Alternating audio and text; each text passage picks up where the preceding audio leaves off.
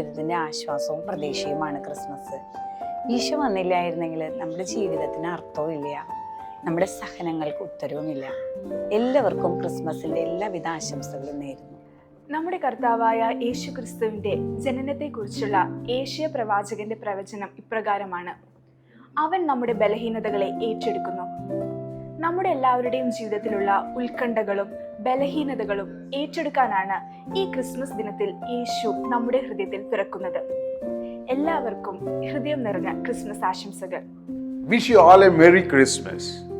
See, from Matthew 1:23, it says that his name is Emmanuel. What is Emmanuel? Is God with us. That is the meaning of Emmanuel. So let he be with us, with his love, with his protection all over your life. Thank you very much, and wish you again, you and your family, a wonderful Christmas. Thank you. ഉണ്ണീശോ നമ്മുടെ ഹൃദയത്തിൽ പിറക്കുന്നത് വിശുദ്ധിയുടെ ഒരു അടയാളമായിട്ടാണ്. ഉണ്ണീശോയെ പ്രതി ഈ Christmas നമുക്ക് വിശുദ്ധിയോടെ ആഘോഷിക്കാം. Happy Christmas. Praise the Lord. 1 തെസ്സലോനിക്ക 5:16 മുതൽ 18 വരെയുള്ള വചനങ്ങൾ. വചനം ഇപ്രകാരം പറയുന്നു: നിങ്ങൾ എപ്പോഴും സന്തോഷിക്കുവിൻ, ഇടവിടാതെ പ്രാർത്ഥിക്കുവിൻ, എല്ലാ കാര്യങ്ങളും നന്ദി പ്രകാശിപ്പിക്കുവിൻ.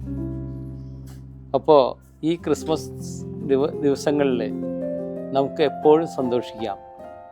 ഈശോയുടെ ജനനം സന്തോഷത്തിൻ്റെ അടയാളമാണ്. സകല ജനത്തിനു വേണ്ടിയിട്ടുള്ള സന്തോഷം. Happy Christmas. ഈശോയിൽ സ്നേഹമുള്ളവരെ, ക്രിസ്തുമസിനോട് ഏറ്റവും അടുത്ത് ഒരുങ്ങിക്കൊണ്ടിരിക്കുന്ന ഈ ഒരു വേളയിൽ എനിക്ക് നിങ്ങളോട് പറയാനുള്ളത്, നമ്മുടെ ഈശോ ദരിദ്രരിൽ ദരിദ്രനായി ഒരു കൊച്ചു പുൽക്കൂട്ടിൽ നമ്മളിൽ ഒരുവനായി പിറന്നു. അതുപോലെ നമ്മളും എളിമയുടെ ഏറ്റവും തലങ്ങളിലേക്ക് ഇറങ്ങിച്ചെല്ലാൻ ശ്രദ്ധിക്കാം. എല്ലാവർക്കും എൻ്റെ ഹാപ്പി ക്രിസ്മസ്. ദൂതൻ അവരോട് പറഞ്ഞു, ഭയപ്പെടേണ്ട, ഇതാ സകല ജനത്തിനും സന്തോഷത്തിൻ്റെ വലിയൊരു സദ്വാർത്ത ഞാൻ നിങ്ങളെ അറിയിക്കുന്നു. ദാവീദിന്റെ പട്ടണത്തിൽ കർത്താവായ ക്രിസ്തു നിങ്ങൾക്കായി ജനിച്ചിരിക്കുന്നു. അതെ, ഇന്ന് ലോകം ഉത്കണ്ഠയുടെയും ഭയത്തിൻ്റെയും അടിമത്തത്തിലാണ് കഴിയുന്നത്. എന്നാൽ കർത്താവായ ക്രിസ്തു നമ്മുടെ ഹൃദയത്തിൽ ജനിക്കുമ്പോൾ നമുക്ക് വലിയ പ്രത്യാശയും സമാധാനവുമാണ് ലഭിക്കുന്നത്. നിങ്ങൾക്കെല്ലാവർക്കും എൻ്റെ ക്രിസ്മസ് ആശംസകൾ. Merry Christmas. ഇതാ വീണ്ടും ഒരു ക്രിസ്മസ് നമ്മുടെ ജീവിതത്തിലേക്ക് കടന്നു വന്നിരിക്കുകയാണ്. യോഹന്നാന്റെ സുവിശേഷം 1:14, വചനം മാംസമായി നമ്മുടെ ഇടയിൽ വസിച്ചു. പ്രിയപ്പെട്ടവരെ, വചനമായ ദൈവം മനുഷ്യരൂപമെടുത്തതാണ് ക്രിസ്മസ്. നമ്മൾ ആഘോഷിക്കുകയാണ്. ലോകം മുഴുവനും ഇന്ന് ആഘോഷ തിമിർപ്പാണ്. എന്നാൽ യഥാർത്ഥത്തിൽ ക്രിസ്മസ് ആഘോഷിക്കുന്നത് ആരാണ്? യേശുവിനെ സ്വന്തമാക്കിയവരാണ്.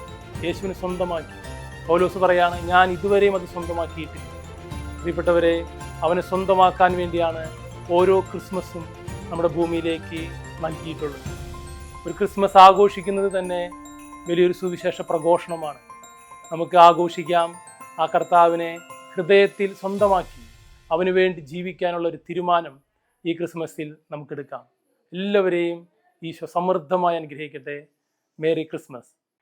ക്രിസ്മസ് സ്നേഹത്തിൻ്റെ ഉത്സവമാണ്.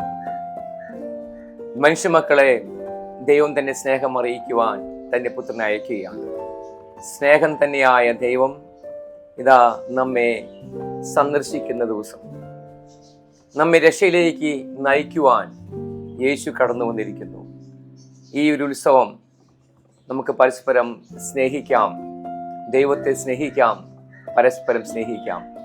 Happy Christmas. കാവൽ മാലാഖമാരേ, കണ്ണടയ്ക്കരുതേ, താഴെ പുൽത്തൊട്ടിലിൽ രാജരാജൻ മയങ്ങുന്നു. കാവൽ മാലാഖമാരേ, ഉണ്ണിയുറങ്ങ്, ഉണ്ണിയുറങ്ങ്, ഉണ്ണിയുറങ്ങുറങ്ങ്. തളിരാർന്ന പൊന്മേനി നോവുമേ, കുളിരാർന്ന വൈക്കു കൈകോലിൻ തൊട്ടിലല്ലേ സുഖ സുശുദ്ധി നൽകിടുവാൻ തൂവൽ കിടക്കയൊരുക്കൂ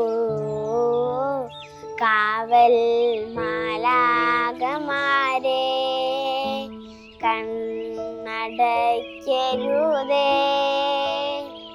താഴെ പുൽത്തൊട്ടിലിൽ രാജരാജൻ